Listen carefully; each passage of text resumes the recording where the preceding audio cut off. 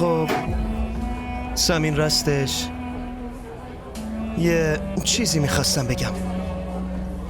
نمیدونم گفتن این حرف درسته یا نه، ولی نه بپرسین لطفا. مامانت از نامزدی حرف زده بود، اما الان کاملا سکوت اختیار کردی. راستش من حس عجیب غریبی دارم. سمین در واقع موضوع اینه که دنیا اینقدر فریبم داده که حتی از سایم هم میترسم و از صورتت حس میکنم یه چیزی هست. لطفاً بهم بگو، از من چیزی رو مخفی نکن.